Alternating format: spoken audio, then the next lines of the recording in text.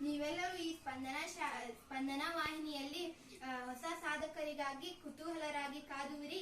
ಈಗ ನಿಮ್ಮ ಮುಂದೆ ರಾಷ್ಟ್ರಕವಿ ಎಂ ಗೋವಿಂದ ಪೈ ಅವರು ಆಗಮಿಸುತ್ತಿದ್ದಾರೆ. ಅವರಿಗೆ ಸ್ವಾಗತವನ್ನು ಕೋರೋಣ.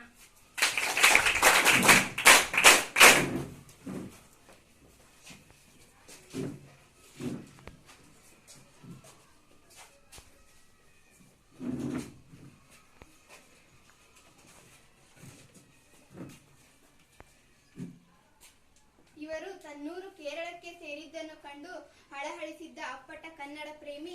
ಇವರ ಜೀವನದಲ್ಲಿ ನಡೆದ ನೋವು, ನಲಿವು, ಅನುಭವಗಳು ಮತ್ತು ಮೌಲ್ಯಗಳ ಸಾರವನ್ನು ಇವರಿಂದಲೇ ಈ ಸಂದರ್ಶನದ ಮೂಲಕ ತಿಳಿಯೋಣ ಬನ್ನಿ.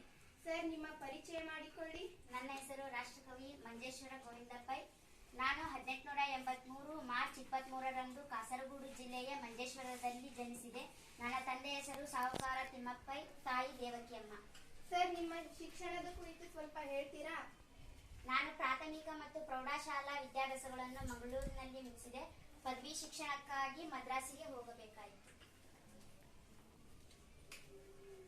ಸರ್, ನಿಮಗೆ ಸುಮಾರು 25 ಭಾಷೆಗಳು ಬರುತ್ತವೆ ಎಂದು ನಾನು ಕೇಳಿದ್ದೇನೆ. ಅವು ಯಾವುವು?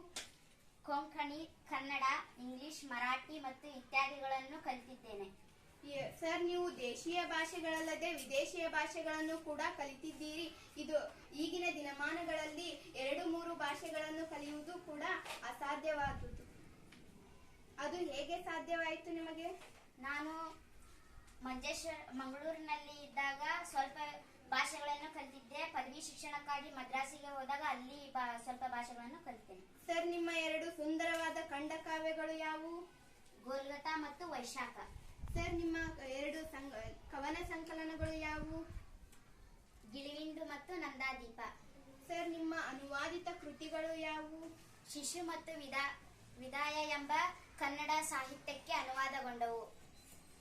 ಸರ್, ನಿಮ್ಮ ಮೊದಲನೆಯ ಕವಿತೆ ಆಚ್ಛಾದವು ಹೇಗೆ?